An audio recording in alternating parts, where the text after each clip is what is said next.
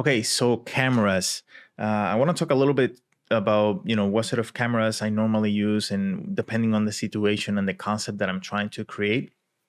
And so I know there is a lot of content on YouTube that you can find for free that really goes into detail, especially for photography, about cameras and f-stop and wider cameras and narrow cameras and all that, which I really recommend that you go take a look in the sort of the photographic world, just so you can learn about it.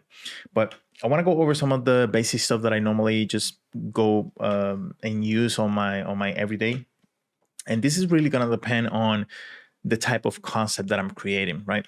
And I want to try to simplify this as much as possible, because this topic about which camera to use is a really deep, and there's a lot to understand. But I think if you understand sort of like the basics, I think you can just really just start using them to your advantage, and then little by little you start learning a little bit more about them, right? And so the main thing that I want to cover is that you have the millimeters for the camera for the lens, right? So the and we're going to start from 19, right? You could go lower, 19 millimeter, right? And you could go up to 200 and all that, right? But we're going to keep it to 150 millimeter, right? So this is normally the range that I use, right? And you could go 19, 20, 21, but I want to concentrate on 19. I want to concentrate on 50 mil, and then 100 and 150, right? I'll show you some examples of that in a second. Now, the lower the number, right? The lower the number, the wider the lens, right? That means that you're going to see more.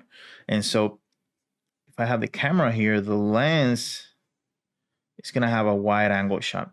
And this is great for, landscapes and having a just a wider sort of view of what you're seeing.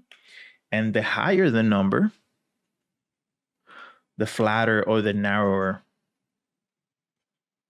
your lens is going to be. So what that means is that your subject matter is going to get flattened with the background a little bit more as you go higher with the millimeter. So you're actually going to see less, and things are going to flatten out a little bit. And so this is like the very basic understanding of the lenses that you can choose for your project. Now, sometimes I go to like 50 millimeter, because the lower the number, right, when we're in the 15, 19, 25 sort of range, the more distortion you're going to get. So more distortion. We'll see this visually in a second. And of course, the bigger the number, of course, the less distortion, because everything sort of gets flattened out. So sometimes, for like big landscapes and establishing shots and things like that, there's really not a specific rule, right? Because I have done both, where I have establishing shot of a background on a 19 mil, right? But I've also done establishing shots on 150. Right. And so there's really not a rule on, if you're doing, establishing shot, you have to use this particular lens, at least the way I do it. And so I want to show you just a couple of examples, just so you can actually see this visually. But this is sort of like the very basic thing that I always keep in mind when I'm choosing my lens. And of course, it's going to depend on the particular image that I'm creating. So let's take a look at that right now. Hey guys, just to do a very quick pause here, just to remind you that there's only 3 days left for my concept sprint promo sale. Now, this concept sprint course, it goes through a lot of the techniques that I normally use for me to develop and start new ideas. It's not really to create final rendered pretty images. This is really just a time and space to really just explore and experiment with all the different tools that you have available in order to generate these ideas. So take advantage of the promo sale. It ends this Friday, and I will see you guys there. First example is going to be this one, right? And this is more like a establishing shot, right? If I were to take this to like a final image, this was sort of like a fast concept sort of image. The camera here that I have selected, you can see that it's at 200 mil on this one, right? And so it flattens out a little bit of the concept, and this will allow me, if I want to take this to like a really final image, everything that I put like on the background or on the foreground here, right, is going to really present the scale of how big this thing is comparison to what I put here on the background or in the foreground. So whether I put like a spaceship or a piece of rock or some other piece of equipment or whatever, the scale difference, you're really going to notice that a lot because of the way the lens is. They're not going to really look too far apart, but the details and all that, they're going to really bring that scale up. So that's an example of how I use a narrower camera lens in order to portray that. Now, when I'm doing concepts like this, right, and you can see this is the camera here, and this is my final concept. Let me go to this one here. Right now, when I do concepts like this, when I want to present a design, sort of like an orthographic sort of view, it's not fully orthographic because there's still a little bit of perspective on this. I use a narrower lens. So this one is 100 mil. And every time I want to present a building or a piece of architecture like this, I always go higher in the number. And you can see this is the final concept here, and this is the actual camera shot. And the reason for that, if I go to a wider lens on something like this is going to be a 19 millimeter. You're going to see that I'm getting all that really push perspective into the concept. And so it is really cool for like, shots, like if I were to do some key art for this, or lighting and mood and all these other components of this. But if I just want to present the piece of the concept, just like the architecture itself, it's kind of hard to get that really straight on shot with just with a wider lens because of the push perspective.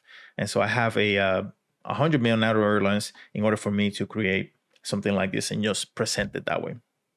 So this is a great example, for you to see, the difference between the two and how it varies depending on the type of lens that you're using. I'll show you another example here.